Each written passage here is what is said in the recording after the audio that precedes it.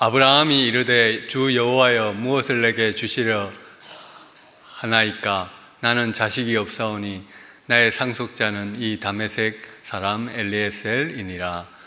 이 말씀을 가지고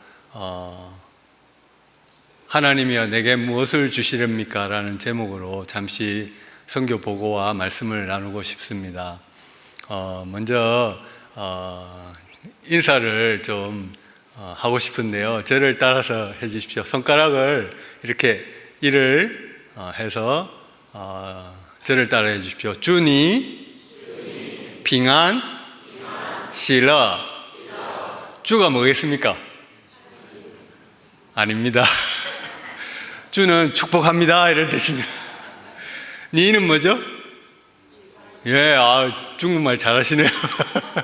선교지로 나가셔야 되겠어요. 핑안은 뭐겠습니까? 예, 평안입니다. 실러는 뭐겠습니까? 희락이라는 뜻입니다. 그래서 옆에 분이랑 주니 핑안 실러 해주셨으면 좋겠어요. 주니 핑안 실러. 예, 주님의 평안과 희락이 넘치시기를 축복합니다. 이런 인사거든요. 제가 왜 이 인사를 하는가 하면, 제가 중국 대륙에 선교사로 있을 때 그 대학생들을 사역을 할 때 대학생들이 처음에 6명이 모여서 시작을 했는데요. 이 아이들이 모임을 마치고 돌아갈 때 또 학교의 그런 여러 가지 문제들 때문에 어려워하는 그런 모습들을 보면서 이들에게 축복의 인사를 했으면 좋겠다. 근데 이 복음서에 보니까 예수님이 어느 마을에 들어갈 때 그 마을을 위해서 축복 기도해라. 그러면 그 축복이, 그 사람이 축복받기에 합당하면 그 축복이 임할 것이고, 그 축복이 합당치 아니하면 너에게 다시 돌아온다. 그래서 제가 만든 이 축복의 인사가 주니 빙안실러예요. 그래서 그 대학생들에게 주니 빙안실러 이렇게 돌아가려고 하는, 시무룩하게 돌아가려고 하는 그 형제 자매들에게 인사를 하면, 축복의 인사를 하면 얼굴이 싹 펴지는 거예요. 그래서 주니 핑안실러라는 이러한 인사를 통해서, 축복을 통해서 6명의 그런 대학생들이 모이던 작은 공동체가 3년 만에 44명이 되었습니다. 그리고 3명의 중국 대륙의 그 사역자가 배출됐습니다. 그래서 하나님이 작은 축복의 인사지만 그 인사를 통해서 하나님께서 심령을 회복해 하시고 또 공동체를 축복하시는 그런 은혜가 하나님께서 은혜를 베풀어 주신 줄로 믿습니다. 그래서 여러분들도 누구를 만나든지 간에 무조건적으로, 하나님이 우리를 무조건적으로 사랑하셨던 것처럼 축복하십시오. 그러면 그 축복이 그분에게 합당하면, 하나님 보시기에 합당하면 그 축복이 그분에게 임할 것이고, 그렇지 아니하면 나에게로 돌아옵니다. 이것이 세상에서 말하는 윈윈이 아니고 하나님의 윈윈의 공식입니다. 그래서 우리는 조건 없이 무조건적으로 축복하고 하나님께 그 결과를 맡기고, 하나님께서 역사하시는 은혜가 그 상대방에게도 임하고 그렇지 아니할지라도 나에게도 임하는 그런 놀라운 기적이 이 워싱턴 성광교회, 제 사랑하는 파송교회인 워싱턴 성광교회에 임하기를 주님의 이름으로 축원합니다. 선교 그 보고를 잠시 하겠습니다. 예, 저희 딸이 4명입니다. 그리고 막내로 아들 주셨어요. 그래서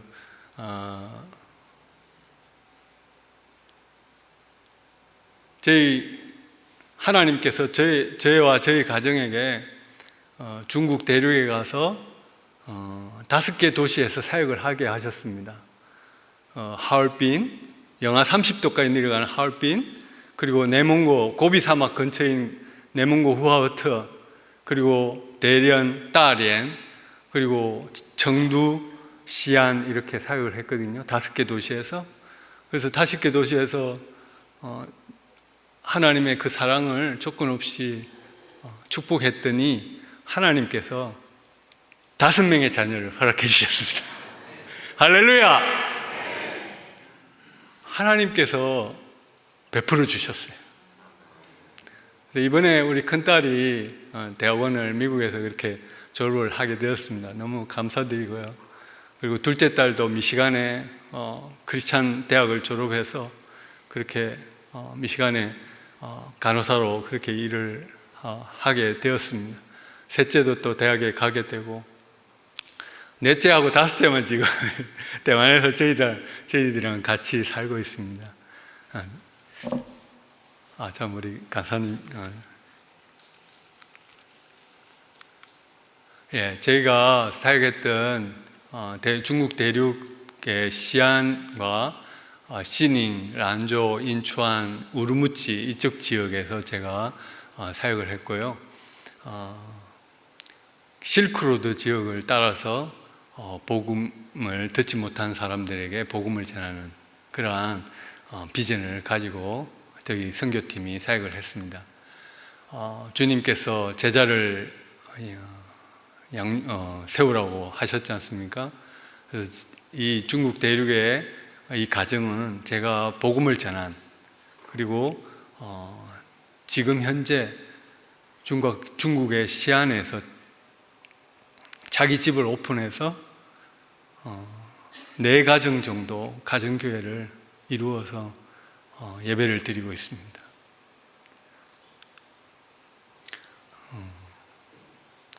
이것은 저희 사역자가 가정교회 목사님이신데요. 이 티벳 불교 그 암자에 가서 예수 그리스도의 복음을 이 암자의 주지 스님한테 복음을 전했습니다. 티벳 불교, 라마 불교죠.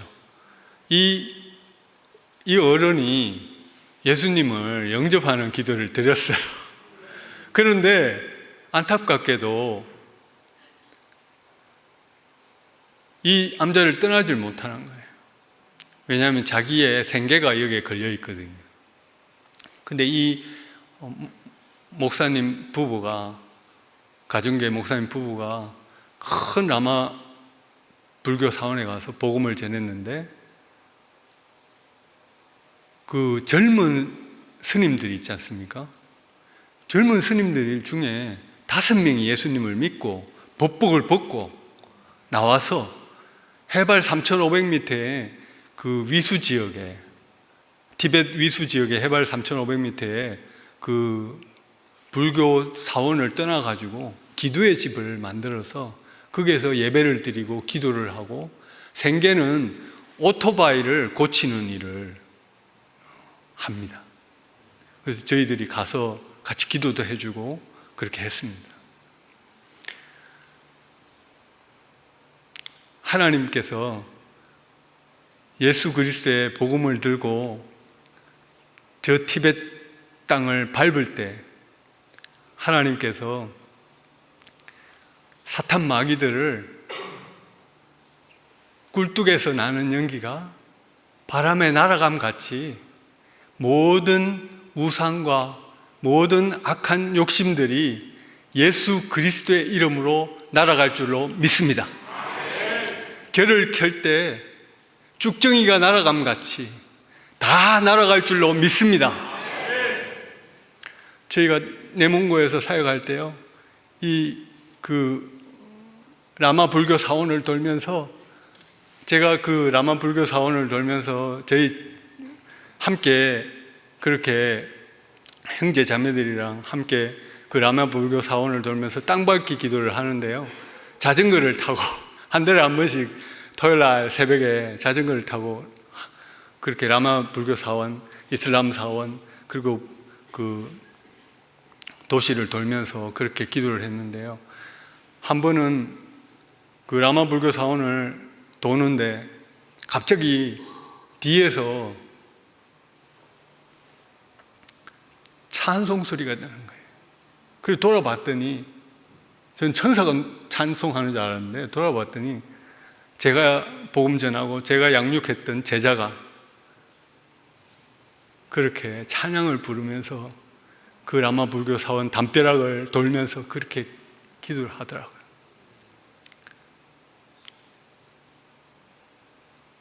하나님께서 지금 현재도 제가 그 내몽고 후아흐트의 고비사막 근처에 양육했던 런쪼릉이라는 형제를 1998년에 만났거든요. 지금도 교제하고 있습니다. 북경에서 지금 가정교회 그렇게 일을 하면서 또 북경에서 일을 하면서 그렇게 저와 교제를 하고 있거든요. 함께 기도했던 동지들, 정말 영원히 하나님 나라 갈 때까지 함께 하는 귀한 동역자인 줄로 믿습니다. 이 형제는요, 그 소수민족 형제인데 대학에서 예수님을 믿고 캠퍼스 간사가 돼서 사역자가 돼서 캠퍼스 교회를 개척해서 목회자가 되고 지금 현재 신학 공부를 하고 있습니다. 이건 제가 복음을 전했던 그리고 세례를 주는 장면입니다. 지금 빨간 옷을 입은 형제는 신학 공부를 하고 있고 아까 첫 번째 장면에 저 부부는 지금 가정교회를 인도하고 있습니다. 이 어른도 지금 세례를 주고 있습니다. 훈련하는 장면입니다.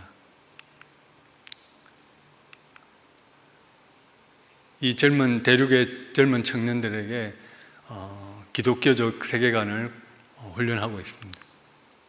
그리고 농민공분들에게 그 주의 복음을 전하기 위해서, 사랑을 전하기 위해서 옷들을 그렇게 모아서 저희 집 앞에 그 농민공분들이 그렇게 일을 찾기 위해서 새벽같이 나오시거든요. 그래서 함께 그렇게 옷을 나눠주고 그렇게 했습니다. 그리고 이 아이는 그 티벳 그 3,500m, 해발 3,500m의 티벳 아이인데요. 드라상저라고 합니다. 한번 이름을 저 따라 한번 해보실래요? 드라상즈. 예, 이 아이가 이렇게 저축청만증이 심했어요. 그래서 저희들이 기도하면서 이 아이를 위해서 기도하면서 기도 제목을 나눴을 때 어떤 한국 재미교포 의사 선생님이 한국에만 데리고 오면 수술해 주겠다고 했는데 티벳 장족이라고, 티벳 종족이라고 여건이 안 나오는 거예요. 중국 여건이. 그래서 결국은 수술을 못 했습니다. 그래서 계속 기도를 하는데 하나님께서 또 역사해 주셔서 그 중국에 있는 적십자사에서 이 아이를 발견해 가지고 이렇게 수술을 했습니다. 할렐루야. 우리 임영우 목사님 늘 하시는 말씀, 기도하면 있고 기도 안 하면 없다. 한번 따라해 보실래요? 기도하면 있고 기도 안 하면 없다. 저는 선교지에서 늘 이거를 이렇게 되새기고 그렇게 늘 그렇게 외칩니다. 목사님께서 가르쳐 주신 그러한 기도하니까 하나님께서 역사해 주시더라고요. 여러분, 오늘 새벽 기도에 이렇게 나오셔서 기도하시는 여러분들에게 하나님이 역사가 있기를 축원합니다.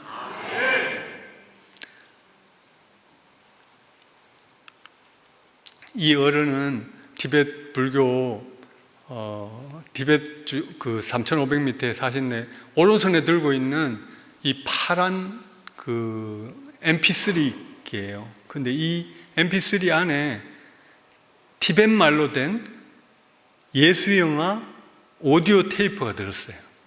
그리고 충전을 어떻게 하는가 하면 태양열로 충전을 하는 겁니다. 그래서 이분이 이 예수영화, 티벳말로 된 누가복음을 바탕으로 한 예수영화를 듣고 예수님을 영접했습니다. 뒤에 있는 청년들은 제가 훈련했던 청년들인데 시안에서 함께 티벳까지 기차로 12시간, 버스로 12시간, 그래서 해발 한 600m에서 해발 3,500m까지 가면요 고산병이 와가지고, 그래서 제가 어떤 한국 선교사님이랑 저희 동료 선교사님이랑 한번 갔는데 한 4,000m, 그 3,500m에서 더 올라가가지고 4,000m까지 올라갔는데 그 복음을 전하기 위해서 이 선교사님이 밤에 잠을 자면서 전 아브라함 선교사님 산소가 없어서 힘들어요. 죽겠어요. 그래서 그때 그 휴대용 산소 그 통을 입에 대고 좀 그분이 조금 괜찮아지면 제가 김 선교사님 저도 너무 힘들어요. 그래서 산소통을 저한테 주고 그렇게 해서 복음을 전했던 그러한 곳입니다. 이렇게 할 수 있었던 것은 하나님의 은혜고, 그리고 제 파송교회인 워싱턴 성강교회 성도님들 한 분 한 분이 기도해 주시고 정말 눈물로 그렇게 지원해 주셔서 함께 전후방에서 선교팀이 되어서 그렇게 하나님의 역사가 이루어진 줄로 믿습니다.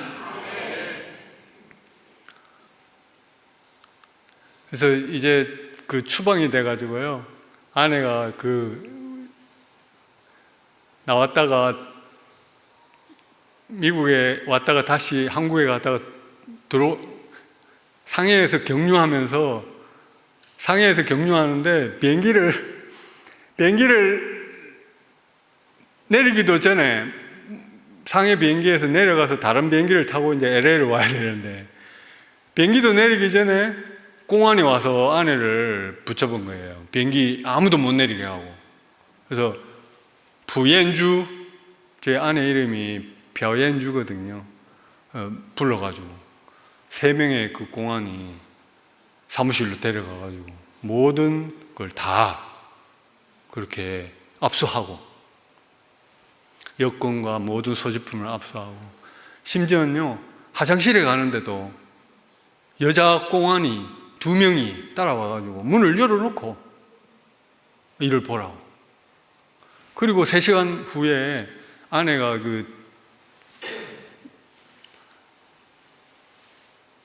미국 오는 비행기를 중국 동방항공인데 그걸 타고 문이 닫히자 그렇게 공안이 떠났습니다.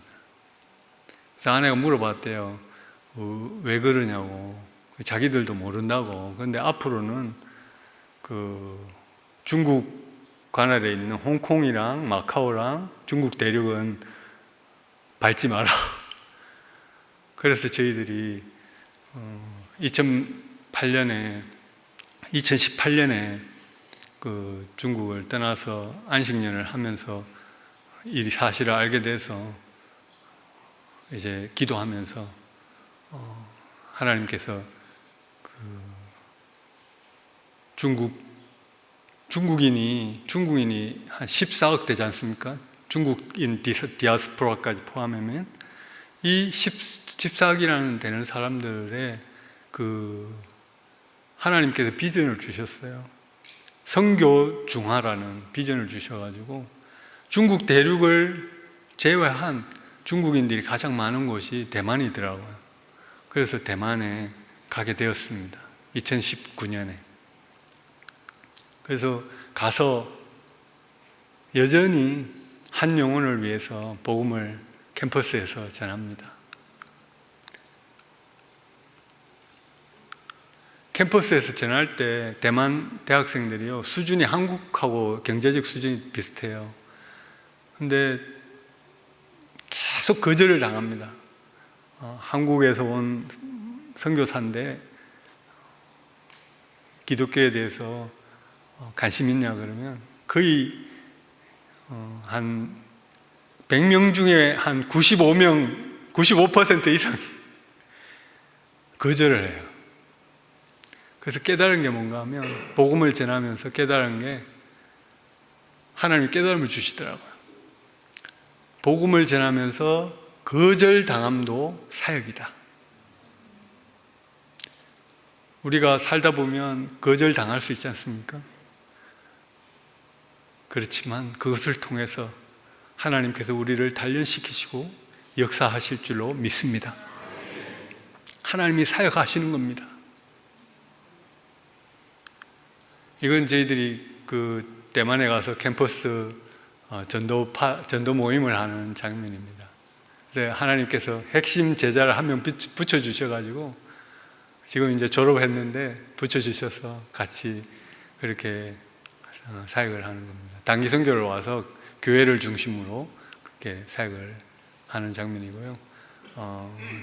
점심 시간에 그렇게 같이 모임을 하는 장면입니다. 훈련하는 장면입니다. 사역리 전도 훈련하고 그렇게 하는 장면입니다. 그리고 이제 졸업을 하면 성경을 선물해서 졸업생들이 그렇게 성경을 읽을 수 있도록. 그리고 저희가 그 부활절, 추수감사절, 성탄절에 그 대만의 타이베이에 그 기차역이 있거든요. 타이베이 기차역이 있는데 그 기차역에서 저희 아내 박사라 선교사가 기차를 내렸는데 홈리스 분들이 계신 것을 보고는 마음이 짠해서 저분들에게 처음에는 한 20개 정도 선물을 했습니다. 저희 가족 중심으로. 그런데 지금은 매번마다 100개의 선물을 준비해서 그렇게 부활절에는 보통 성탄절에 많이 그 홈리스 분들에게 나눠주거든요. 그런데 부활절에, 추수감사절에, 성탄절에, 특별히 부활절에 예수님의 그 복음을 사역리를 그 안에다 넣어가지고 선물을 나눠줬는데요. 그냥 나눠줬는데 제가 돌아오면서 한 여성분을 봤는데요. 그 여성 홈리스 분이 사역리를 읽더라고요. 중국 사역리를. 그래서 예수님 믿으라고 이렇게 강구하지 않고 그냥 선물만 주고 돌아왔습니다. 돌아오는 길에. 그래서 너무 은혜가 되었습니다. 하나님의 사랑은 흘러가는 것입니다. 하나님의 복음도 사랑과 함께 흘러가는 것입니다. 여러분이 누군가를 위해 희생하고 십자가를 질 때 그 사랑을 통해, 그 십자가를 통해, 그 헌신을 통해, 희생을 통해 주 예수 그리스도의 십자가의 복음이 흘러갈 줄로 믿습니다. 저희 아이들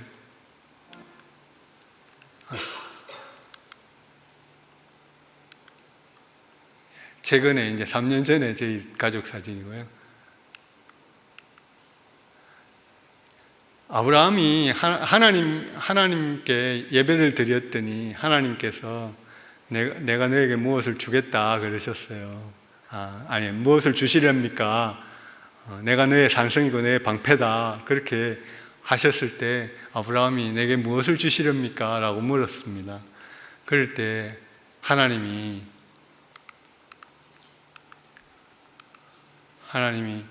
그 3가지를 주신다고 하셨습니다. 별보다도 많은 후손을 주겠다. 그리고 땅을 기업으로 주겠다. 저희 어머니 땅 엄청 좋아하십니다. 그리고 기업을 주겠다. 땅과 주권과 백성이 있으면 뭡니까? 나라입니다. 아브라함에게 주시고자 했던 것은 하나님이 아브라함에게 하나님의 나라를 허락해 주시겠다고 하신 것입니다. 우리도 하나님께 하나님 제게 무엇을 주시렵니까? 라고 그렇게 간구할 때가 있지 않습니까? 그럼 하나님께서 응답해 주시지 않습니까? 근데 하나님께서 아브라함에 응답해 주신 것은 하나님의 나라를 주시겠다는 거예요. 그런데 아브라함도 우리하고 똑같습니다.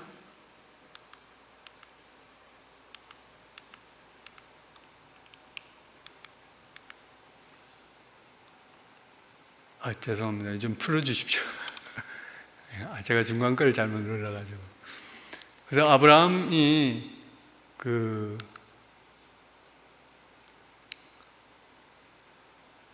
제일 끝에 보면 15장 8절에 주 여호와여 내가 이 땅을 소유로 받을 것을 무엇으로 알리까? 저희들도 그렇지 않습니까? 하나님 주시겠다고 하면 하나님 제가 어떻게 알 수 있습니까? 저게 사인해 주세요. 그렇게 하지 않습니까? 아브라함도 똑같다는 거죠. 그러니까 하나님이 아브라함을 잠재우시고는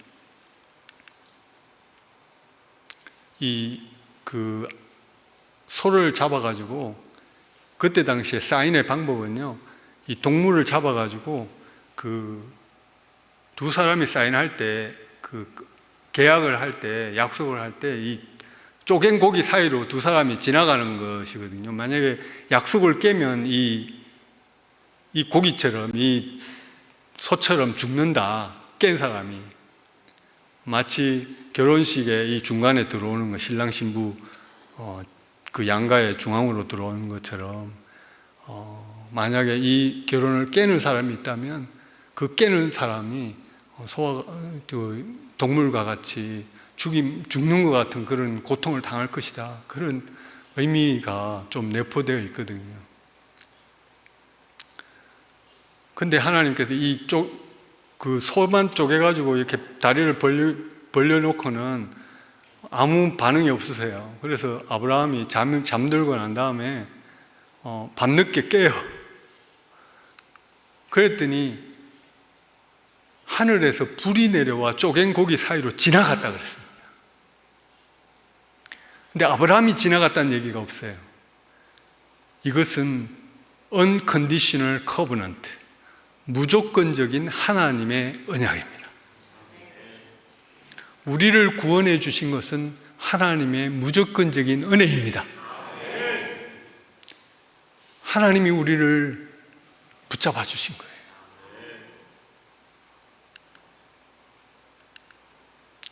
이 언약이라는 것은요, 커버넌트, 어그리먼트, 히브리어로 베리트라 하거든요.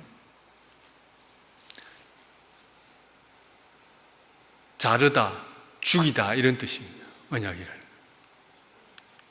근데 이 언약, 히브리어의 베리트는 종종 신성한 은혜와 인간의 책임을 결합한 깊고 끊을 수 없는 헌신의 반영이다.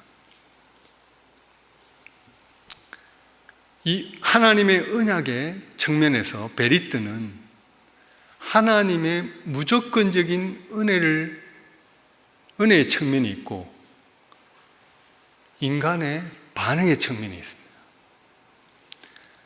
무조건적인 하나님의 베풀어 주신 은혜를 받은 우리가 하나님의 그 조건 없는 사랑과 은혜에 감격해서, 감동해서 선교적 삶으로 반응하는 것입니다. 할렐루야!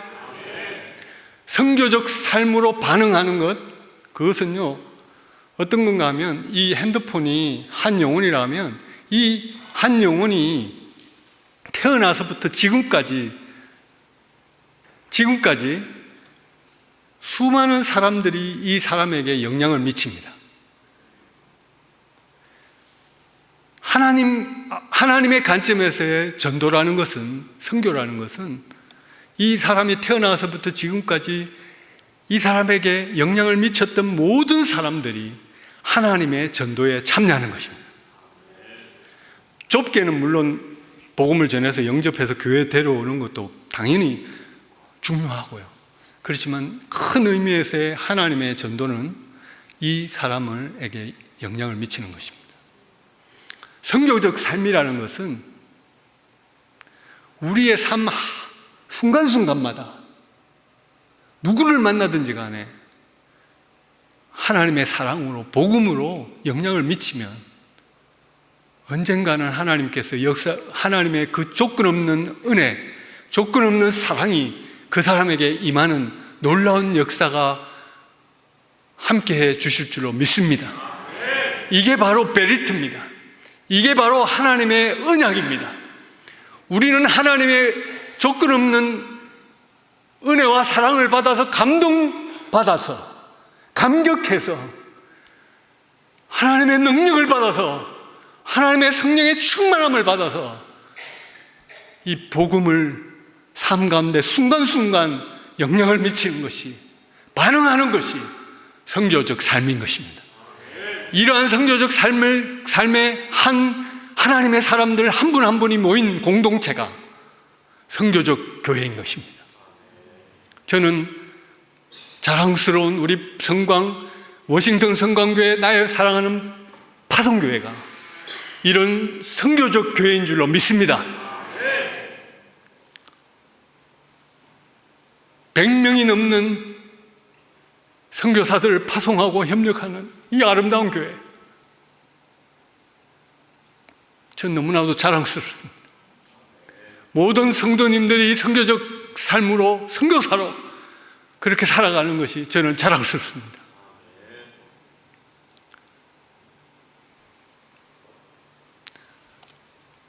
제가 좀 길었는데요, 이 얘기만 하고 마칠까 합니다. 제가 그 12년 전에 딸만 4명을 놓고 아들을 얻었지 않습니까? 근데 저희 어머니가, 저희 모친께서 아들을 얻으니까 너무 좋으셔요. 근데 이제 100일이 지나고 선교지로 제가 아들을 데리고, 이삭이를 데리고 갈라 하니까 어머니가 화장실 문을 잠그고요, 막 바게스를 창문으로 던지면서, 아이고 이웃 여러분, 우리 아들이 내 손자 데리고 또 선교지로 간답니다. 나 외로워서 죽겠어요. 나 좀 살려주세요. 이웃 여러분, 우리 아들 좀 제발 우리 손자 데리고 가지 못하게 해주세요. 그렇게 얘기를 하는 거예요.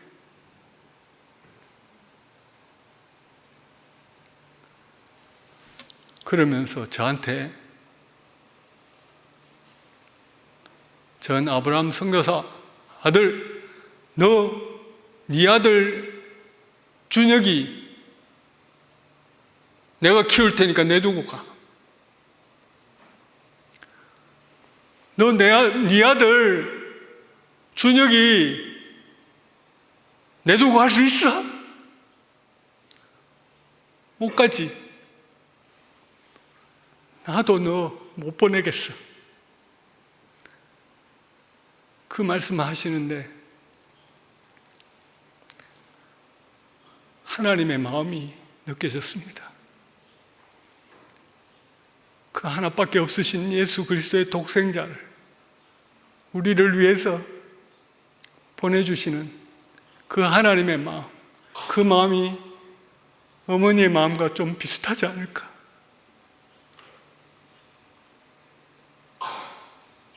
88순이 다가오시는 제 어머니,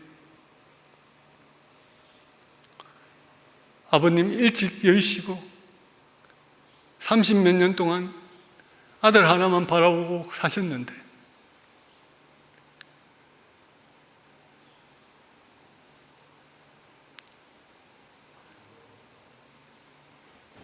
하나님의 마음 때문에, 하나님의 사랑 때문에, 이 복음을 전하는 것 때문에 너무나도 모친께 죄송하게도 저는 불효자식입니다.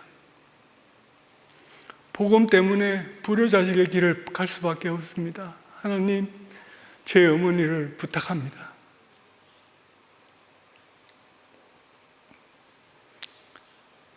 하나님께서 제 어머니를 회복시켜 주셨어요.